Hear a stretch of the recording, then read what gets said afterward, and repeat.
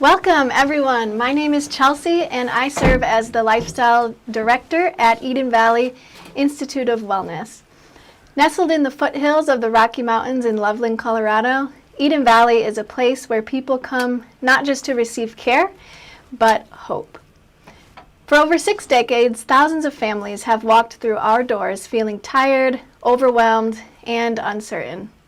Many have tried everything: doctor visits, medications, diets, yet still feel stuck.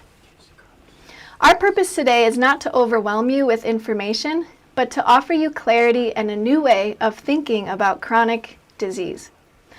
It is my privilege to be joined today by Dr. John Kelly, our medical director here at Eden Valley.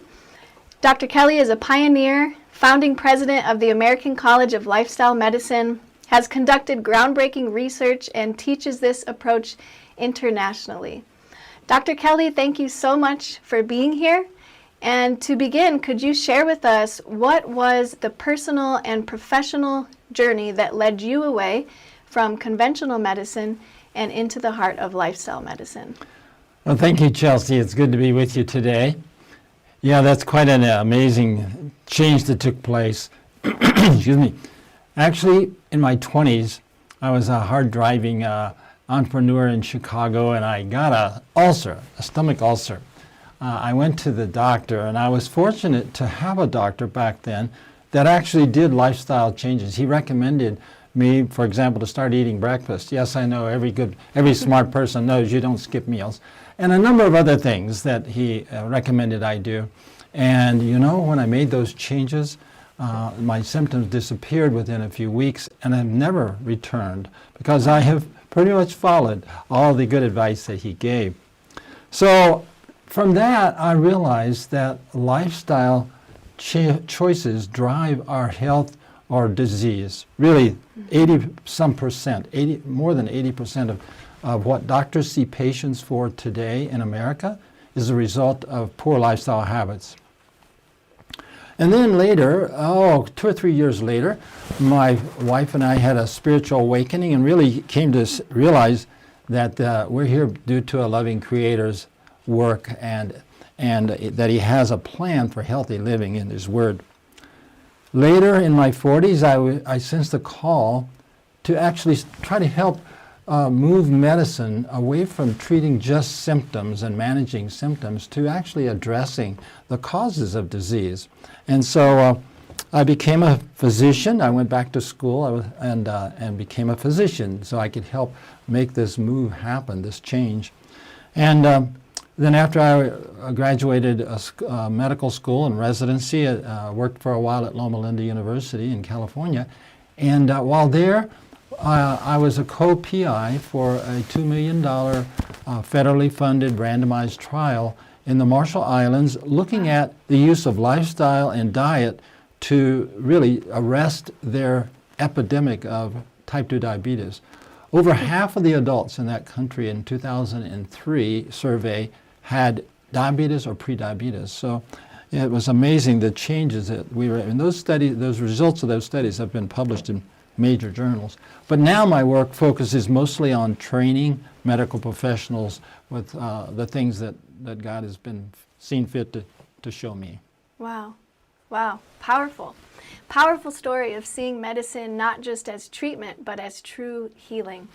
It reminds me of a staggering statistic that you often cite, and I think just a few minutes ago you referenced that up to 80% of chronic diseases like heart disease, stroke, type 2 diabetes, and even cancer are driven by lifestyle. So, doctor, in a sense, if someone wanted to develop a chronic disease, they wouldn't really have to do anything special, would they? Just live the typical modern lifestyle? This is sad but true, isn't it? That really our modern lifestyle does produce premature death and sickness.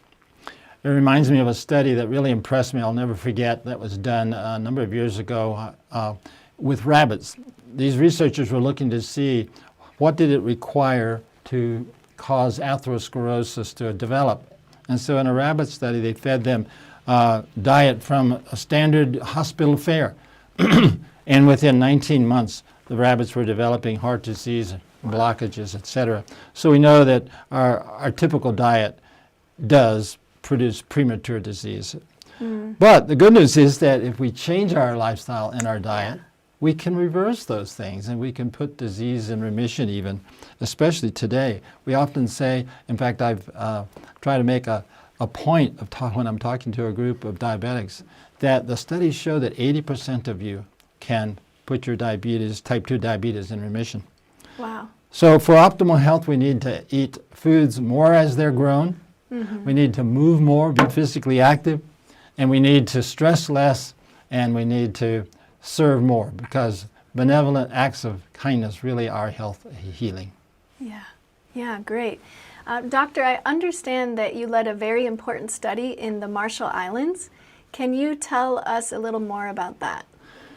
Yes, well, as I mentioned, it was while I was on the faculty at Loma Linda University, and it was with the Chemist Back Missions.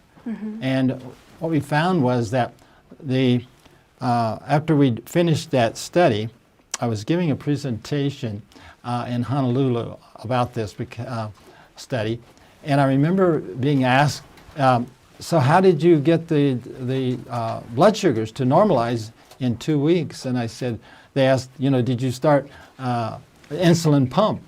And I said, no, we actually had something more powerful than insulin that we were using, and that was a good, simple, whole food plant diet with exercise, good sleep. So we had tremendous results in remission. What we found out also, by the way, was that not everybody is going to make the change permanent with the first attempt. Some of them needed a secondary attempt, because it doesn't always happen with just one change. Okay, I see. Well, that's really crucial insight. Dr. Kelly, it means if lifestyle is the disease, then lifestyle must be the medicine. The body isn't broken, it's just burdened. And when we remove the burden and create the right conditions, the body can heal itself. This is the entire philosophy behind Eden Valley and the framework we've built around lifestyle medicine. We organize this lifestyle as medicine approach into a simple, structured framework we call Eden Life, that can be remembered by the acronym EDEN, E-D-E-N. As we explore these pillars, we will be hearing from some of our viewers whose lives were changed by implementing these principles into their daily lives. So let's walk through each of the 4 pillars and hear both the science from Dr. Kelly and the real-life impact that we have seen. We'll now hear a personal testimony from Carlos, whose own life has been impacted by the Eden Life.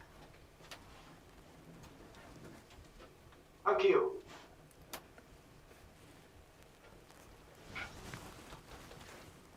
Well, allow me to share with you a little bit about my wife, Brenda.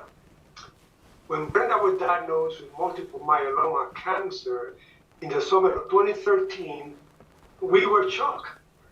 We were shocked because we didn't expect it. We have been very active in our lives. We have been participating in exercise, fairly decent food, because we were both active duty military. But overall, there were no pains, there were no discomfort, in Brenda's case, or my case for that matter. Upon the diagnosis, we decided that we would follow doctor's advice. Went to the doctor, of course, the oncologist, immediately decided and recommended that Brenda will go through chemotherapy. We didn't like it, but it was the best option at that time for what we know. When Brenda was told that she has multiple myeloma, she was very intense about her believing God and how she should proceed. But the doctor took precedence at that time. When the doctor decided that chemotherapy would be the best option, he told Brenda, and I will never forget these words, the doctor said to Brenda, you have at best 3 to 4 years to live. That's it. Brenda, of course, being a woman of God, She told the doctor, "Doctor, you do not know that. I will wear this cancer as a badge of honor, and it will be for God's glory." Those Yeah. words really impressed me, Yeah. knowing then that Brenda was going to continue believing in what God has promised. So we decided to go ahead with the chemotherapy, and for a little while the numbers improved, the markers improved. Shortly thereafter, however, they started increasing again. We met with a number of specialists and things like that, people like that, and they offer some trials, more testing and so on, but Brenda decided that that would not be any more, there would not be any more toxins injected into her body. That's the way she put it. We were going to do it God's way, and that is the natural way. Now, we didn't know much about natural treatment at all at that time. We have been in the military, and what we do, when the doctors say you need this, guess what? We do it.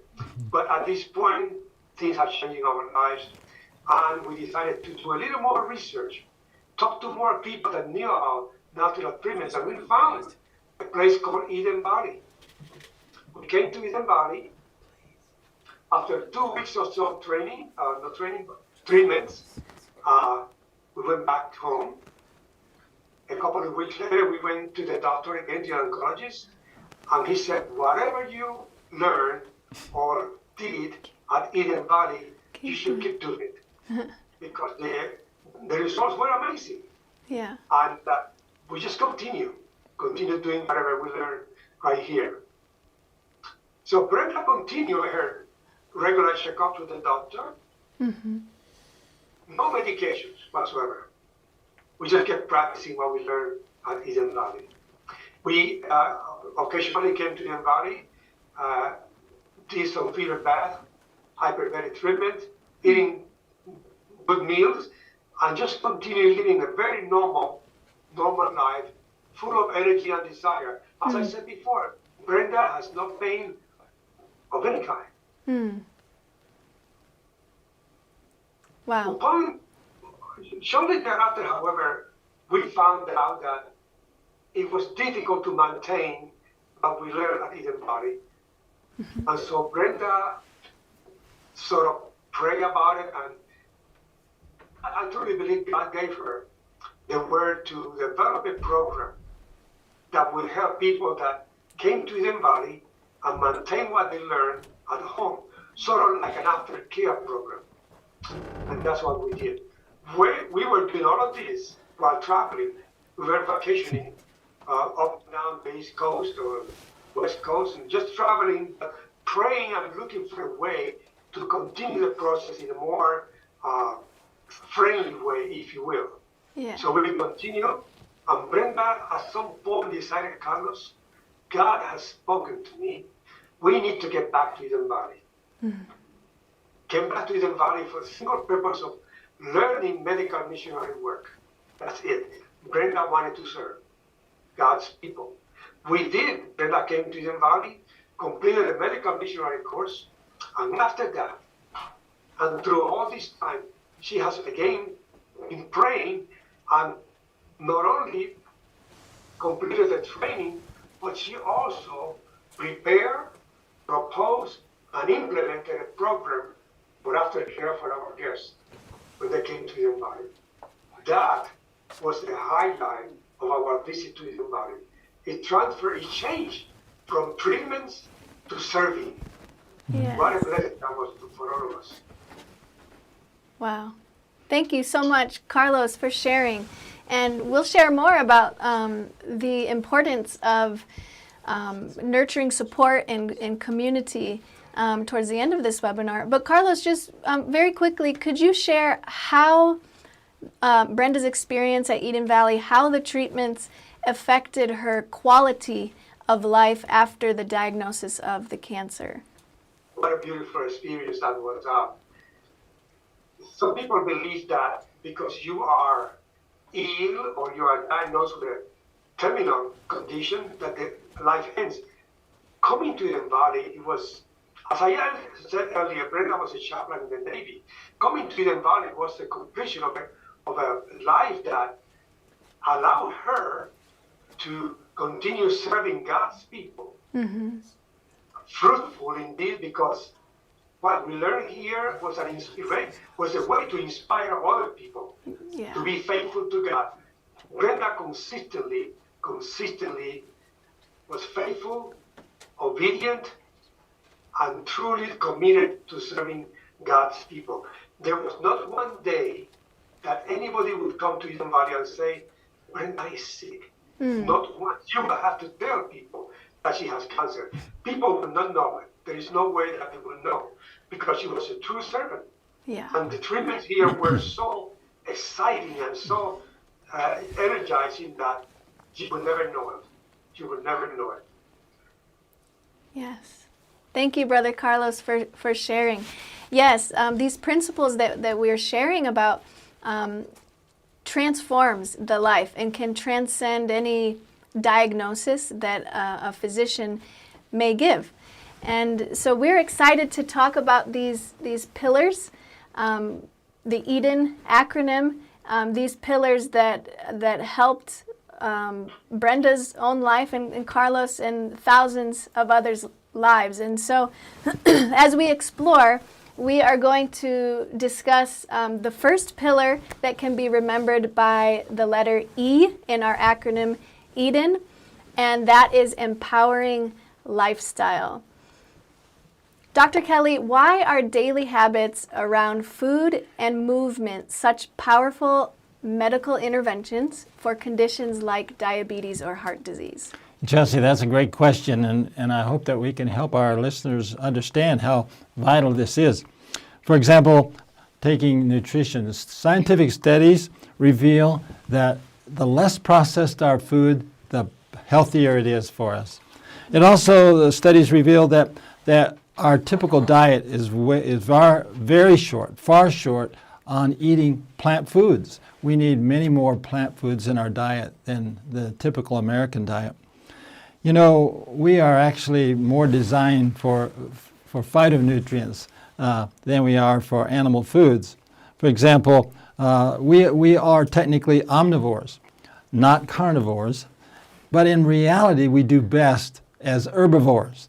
And one of the indications of that is actually the design of our digestive tract. It's more similar to the animals that live on plants than it is to those animals that are prey on other animals.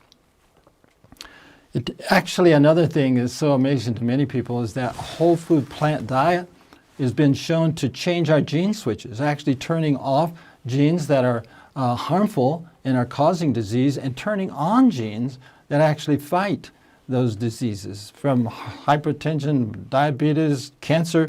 In fact, these studies about the genes were discovered in cancer research, and so we know that it's also very important for cancer. I think Michael Pollan, the Pulitzer Prize-winning author, summarized the principles very well. He had three things. He says, eat food, not food-like substances, which he meant by that is highly processed, ultra-processed foods. It's not really food. It's food-like. His second one was not too much. In other words, you have to watch your caloric intake. We can't eat unlimited amounts and maintain a healthy weight. And his third point was mostly plants. So food and not food-like substances, not too much, and mostly plants. But also exercise is so important. You mentioned that.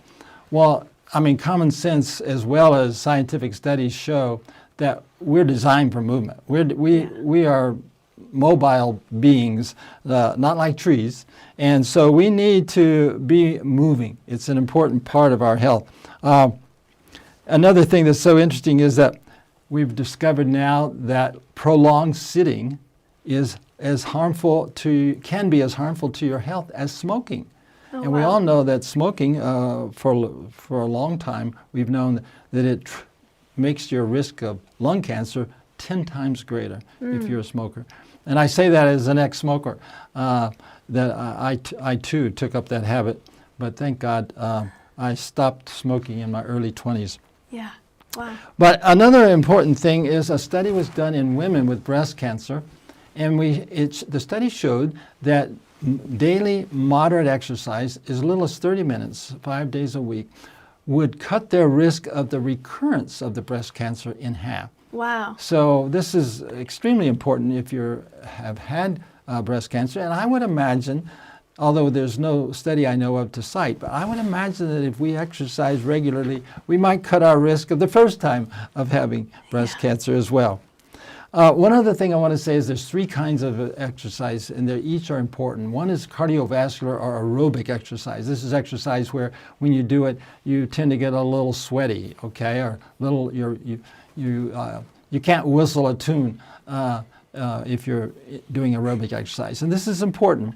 But there's 2 more. There's resistance exercise or weight bearing, and this is extremely important, especially for women who want to have a healthy bone mineral density. You need to have some weight bearing exercise, and last but not least, you need to have some stretching exercise. Some people use Tai Chi or other forms of gentle and stretching exercise.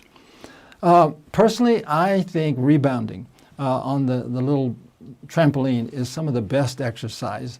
I believe the studies indicate we get more benefit per minute or per hour on the rebounder than almost anything. But the best all-round exercise still is walking. It's best. Wow. And the rebounder can be fun, too. It can be fun. I was joking with someone the other day that the older I get, the more I realize I need to stretch. So I'm glad that you brought that up.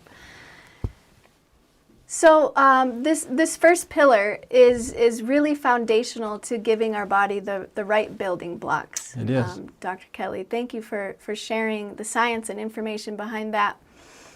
Pillar 2 is all about detox and reset. So the D in our acronym EDEN stands for detox and reset.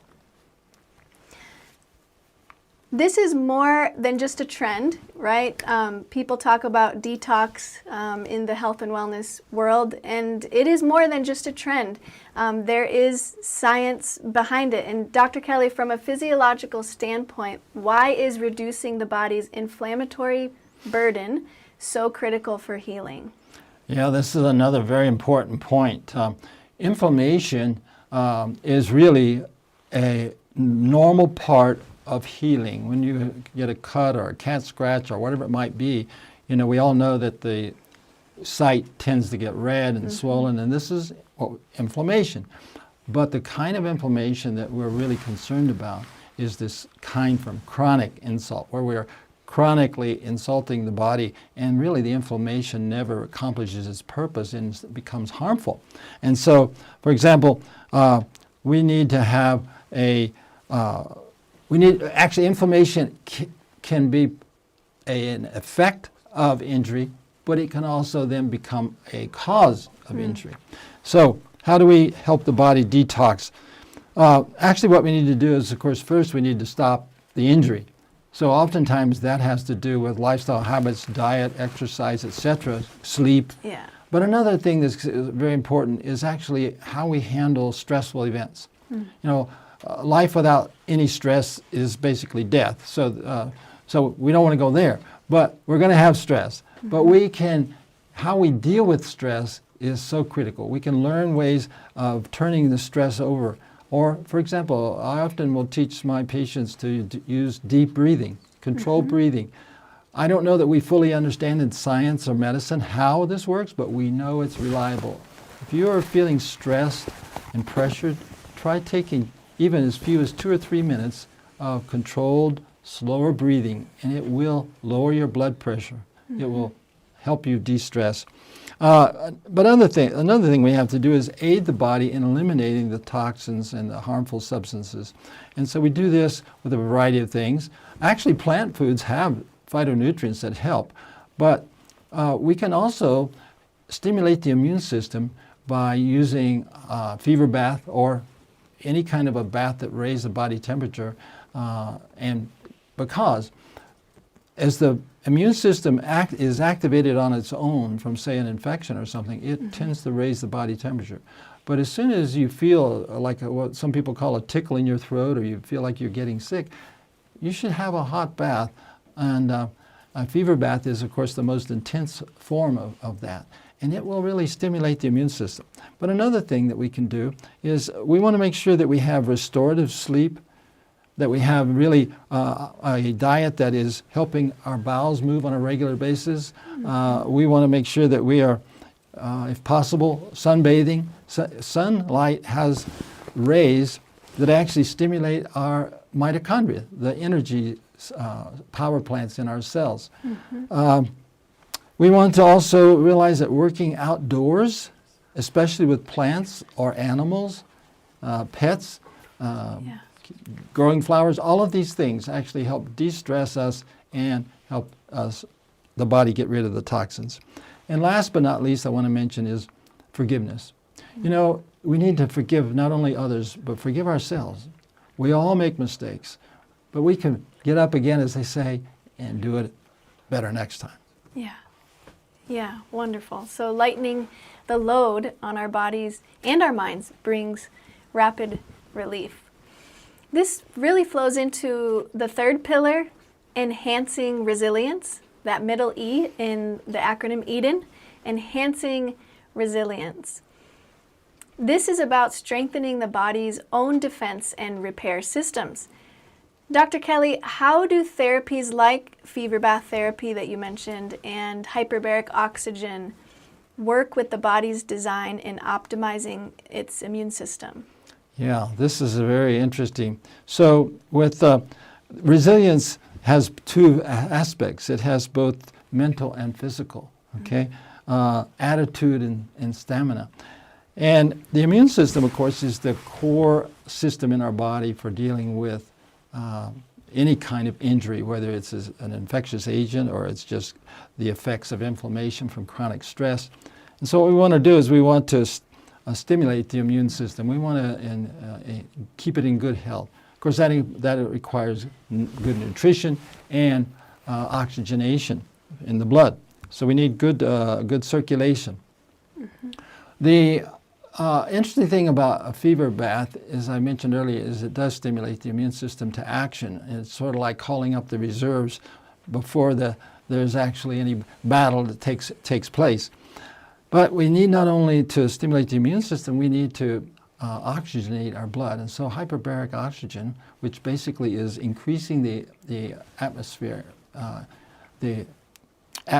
pressure upon our body, and then we have a higher concentration of oxygen, as you know, in the breathing. So we're getting a higher amount of oxygen and at a higher pressure, which makes it penetrate to the lungs better, fills the red blood cells with a greater amount of oxygen, which they then take to the tissues and release. But it also has the effect on the skin. Because of the extra atmosphere, that oxygen actually is absorbed through the skin, much more so than in a normal atmosphere. When these two things are combined, well, I need to explain one other thing. Cancerous cells are body cells that are in a total growth mode. They are growing when they should be doing their job instead of just reproducing. And when a cell that's growing is more vulnerable to insult than one that's quiescent and fully differentiated, we call it. And so the high temperature from a fever bath combined with the high oxygen content of hyperbaric oxygen actually weakens that cancer cell and makes it more susceptible to the apoptosis, which is the way the body deals with cancer cells, is it actually causes them, induces them to destroy themselves. They dissolve and the immune system gobbles up the pieces. And so really what we want to do is we want to use these kind of techniques, high temperature, fever baths, hyperbaric oxygen, good nutrition, and sun. The sunlight also is a wonderful tool for killing germs. So those are some of the ways. There's much more we could say, but I better stop there. Yeah. Wow, our bodies are really amazingly designed, aren't they? They are. And speaking of sunshine, I the reason I love Colorado so much is because there's so much sunlight here. So building this resilience is a game changer with especially fever baths and hyperbaric oxygen treatments. David, who was on a difficult health journey, found that fever bath therapy and hyperbaric oxygen treatments were particularly helpful for his healing from Lyme disease. So we'll hear a little bit from David now. All right, yeah. I really appreciated Dr. Kelly sharing about how these treatments really help with inflammation, because that was the story of my life for 7, 8 years. I went undiagnosed, not because I intended to. I just, as in my 20s, wasn't insured, didn't go to doctors, and knew I was suffering from something, but I didn't know what. So it was 7, 8 years before I discovered I had Lyme disease. By then, the Borrelia, the 𝙀𝙀𝙀𝙀 had really settled down in my body.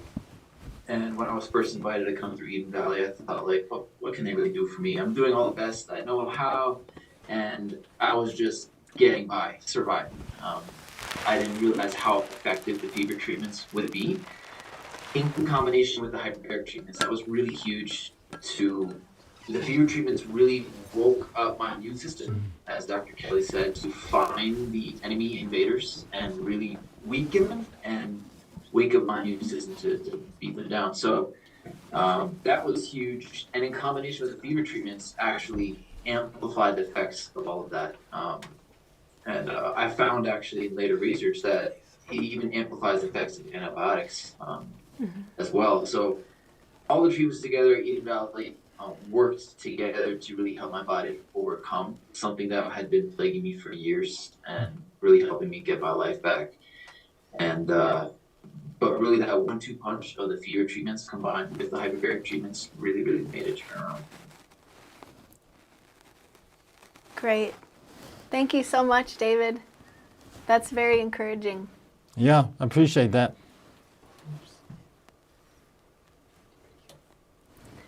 Okay, pillar 4, the N in our acronym EDEN stands for nurturing, mindset, and support. This final pillar recognizes that healing isn't just physical. Dr. Kelly, why is addressing stress, mindset, and community a non-negotiable part of medical recovery? Yes, this is really a very important piece of the whole Eden life. First off, I want to point out that there are strong connections between the body and the mind. Many, in fact, we're told that what affects one affects the other. So it's a two-way connection. If I'm sick, I tend to, really sick, we feel down, we're prone to feeling depressed, anxious. But then if we get depressed, that works on the body and causes disease. For example, heart disease, one of the risk factors for heart disease is depression, and one of the effects of heart disease is depression. Yeah. So we want to take advantage of this, because while there can be negative effects, there also can be positive effects.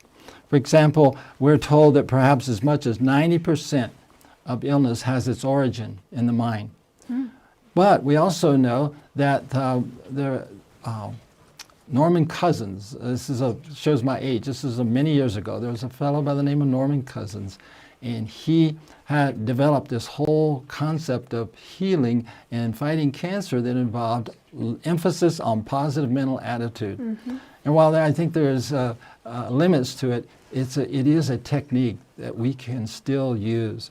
For example, more recent studies have shown that if we engage in negative talk, where we are constantly rehearsing the injuries that we have felt, emotional or physical, actually the effect on our body is stronger than the initial event. So we want to, instead of rehearsing the negative things, how about we think about the positive things? Because we can actually have a positive influence on our own health by thinking on the positive. Yeah. For example, we were just talking in a weekend Bible lesson about the importance of appreciation, of being grateful for what we have. And that gratefulness itself is a healing element that works the mind effect on the body. I want to share another thing I think is so remarkable, and that is studies have been done showing that random acts of kindness where I do something for someone else totally for example, I had this happen to me. I went to a toll booth on the freeway, well, it wasn't free, on the toll road, and I didn't have to pay. The lady says, "Oh, it's already paid." I says, "How'd that happen?" "Well, the guy in front of you, he paid for you." I didn't even know who he was. And so guess what I did at the next toll booth? I paid for the guy behind me. And so you can spread it on. Anyway, friends, we underestimate the power of being kind to other people, even if all it is to say good morning and smile at someone. So it works, and pass it on.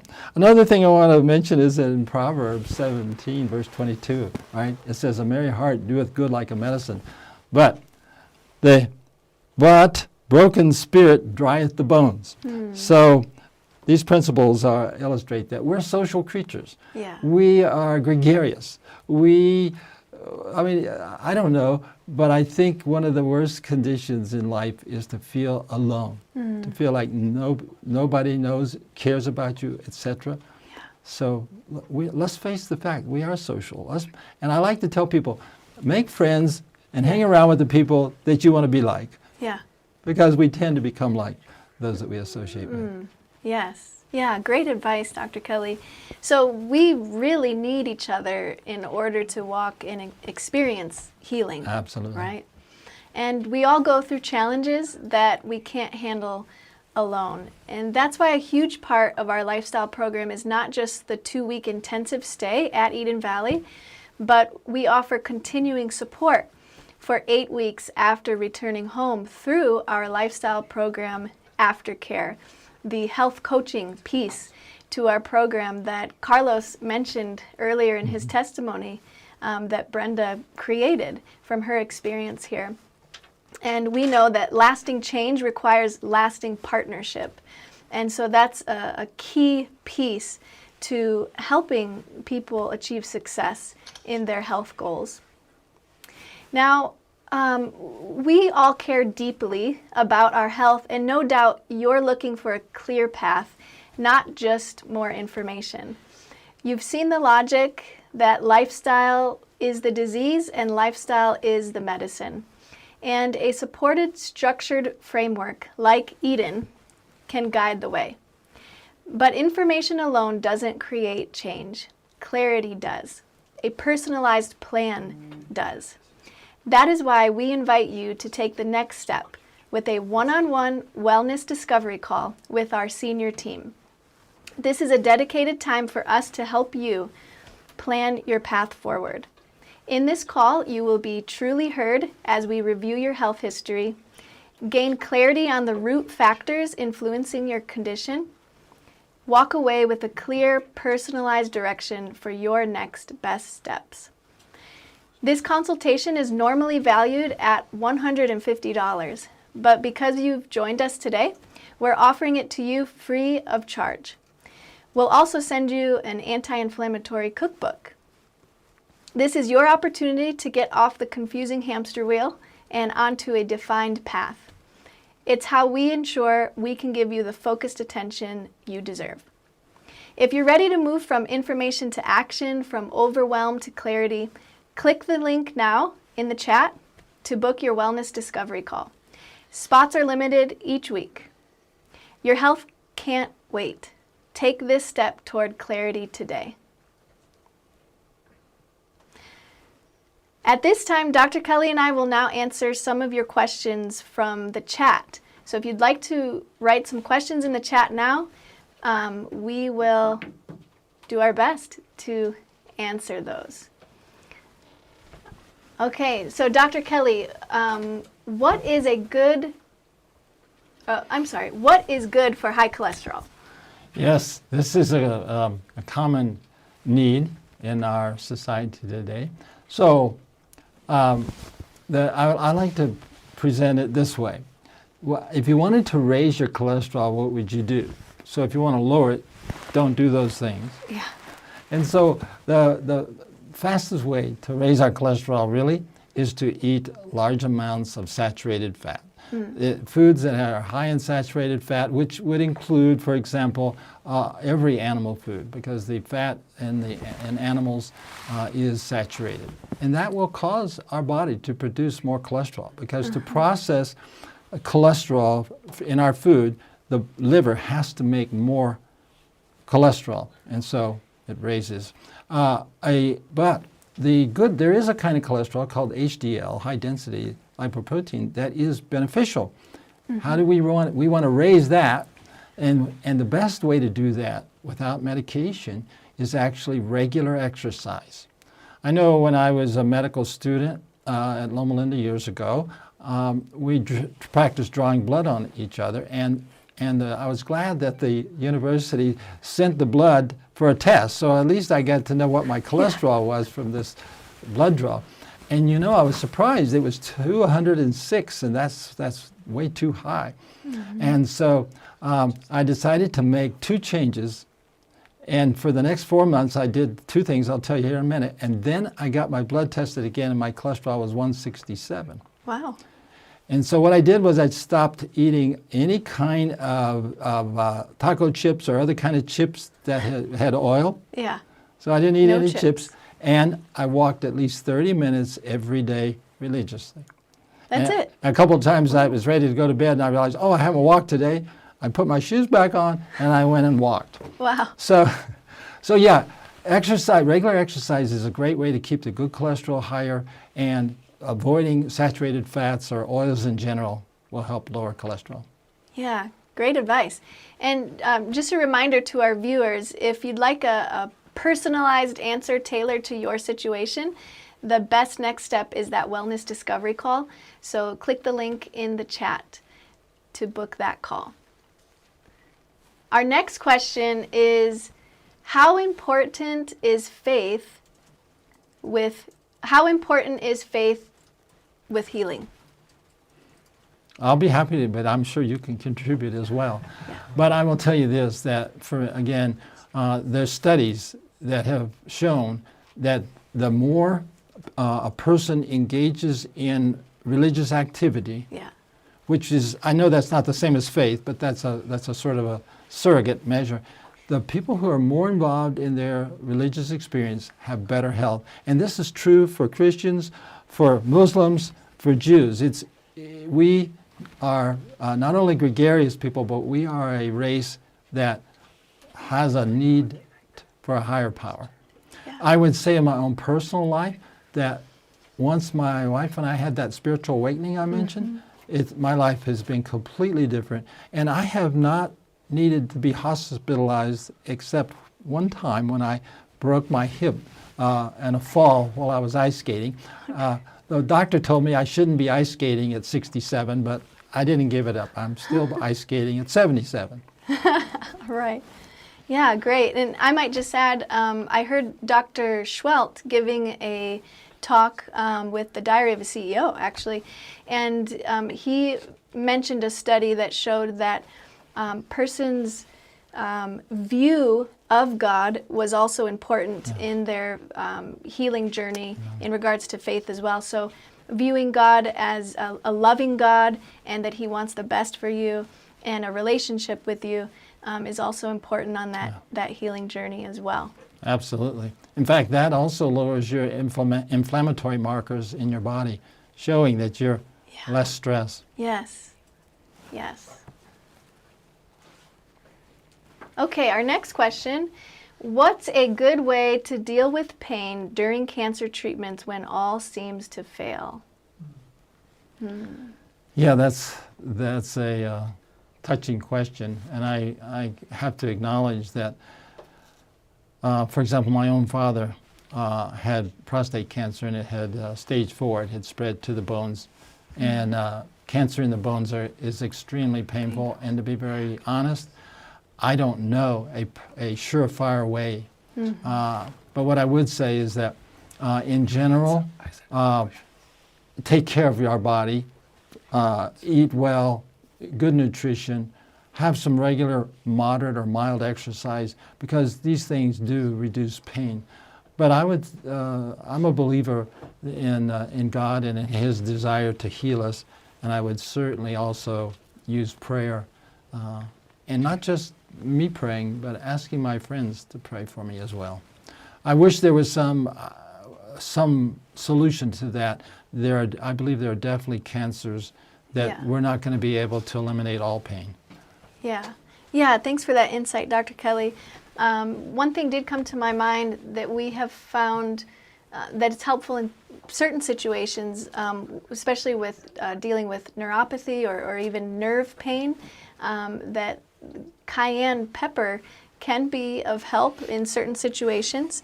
The capsaicin, the compound in the cayenne, can help to can help with a certain pain neurotransmitter. Yeah, it kind of blocks the pain a little. It's called the gate theory. And yes, thank you for bringing that up. That is sometimes quite helpful.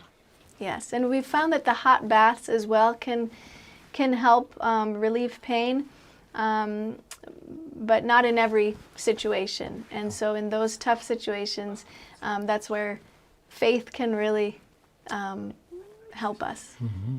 Yeah. Okay, our next question is, can vegan cheese be made without nutritional yeast? Because nutritional yeast causes candida in some persons. Great question. Would you like to answer that? Well, yes, but I was assuming you would. But yes, I know my wife, who is a great cook in our health programs. The short answer is absolutely yes. You do not have to have nutritional yeast to make good vegan cheese. But I don't have the recipe in my head.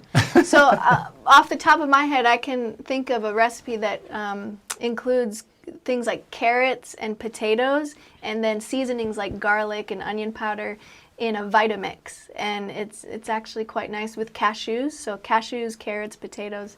I think it's actually in our cookbook. So if you sign up for that Wellness Discovery call, we will send that digital copy of the cookbook to you. I do want to just comment here. Daniel Ramirez has sent in a comment rather than a question. He said, "Hi Chelsea, Daniel Ramirez here. My cholesterol level before attending Eden Valley was 203. After finishing the program at Eden Valley, my cholesterol went down to 136. Mm-hmm. So that's great, Daniel. Hope you're still doing well. Yeah, congratulations.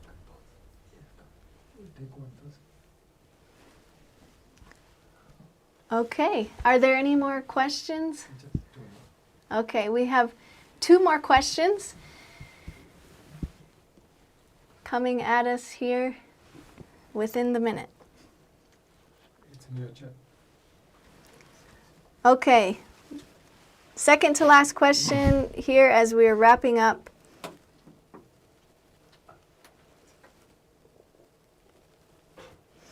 How can I take advantage of a fever bath if I don't have the option where I live?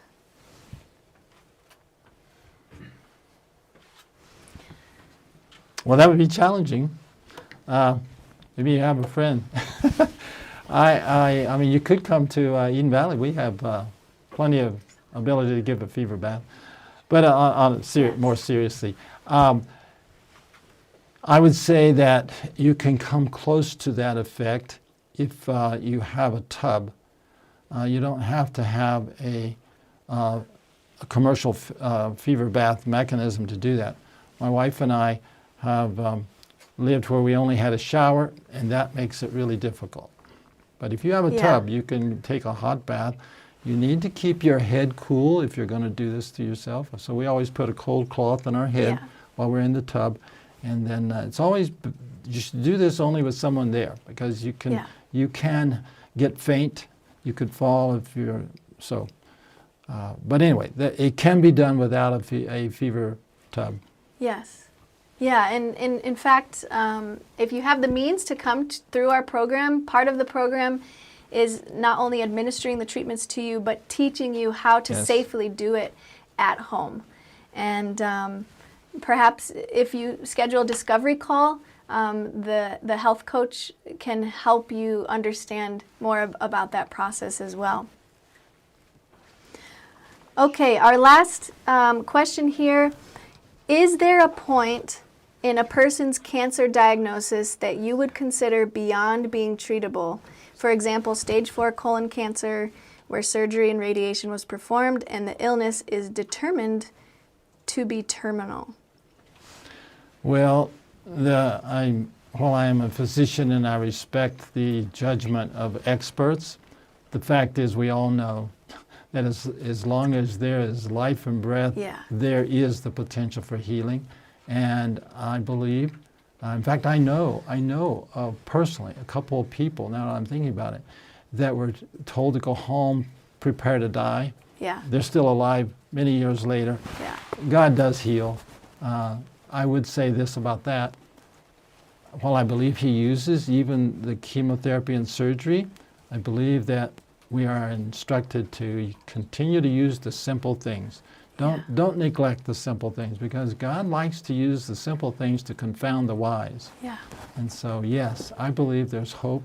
I know if I had stage 4 cancer, my father had stage 4 prostate cancer, and he took up some very healthy habits, went through a lifestyle program, lived quite a bit longer than the doctors thought he would. yeah. In fact, you know what actually killed him was he had an accident that really he left him black and blue from blows from the car accident, and that stimulated the cancer in his bones. But if he hadn't had that accident, I think he might even still be with us. Wow. Wow, amazing. Yeah, and it reminds me too of Carlos's testimony a bit earlier. He mentioned that the doctor told his wife, you have 3 to 4 years to live. And when she came through the program at Eden Valley, she lived 10 years. And they were 10 wonderful years at that. Yeah. And her quality of life was exceptional. And she was energetic, vibrant, and a faith-filled woman who lived many more years than the doctor had diagnosed. So have faith in God, and don't take man's word as the last word. Right, Right. right. Never give up. Never give up. So to our viewers, thank you for your time and your hope. We believe in your body's capacity to heal, and we are here to guide you. Book your call and let's begin that wellness conversation. You know, your health journey is the most important journey that you'll ever take. And I want to personally encourage you to take the first step now. Sign up, talk to one of our experts. Yes, thank you for joining us. And as we close, Dr. Kelly, what are some of the topics we are going to explore in the coming webinars? Well, I can tell you that we're going to try to cover the ones that are most popular and most needed by the public. We're certainly going to talk about putting type 2 diabetes in remission. We're going to probably talk about heart disease and how to reverse that.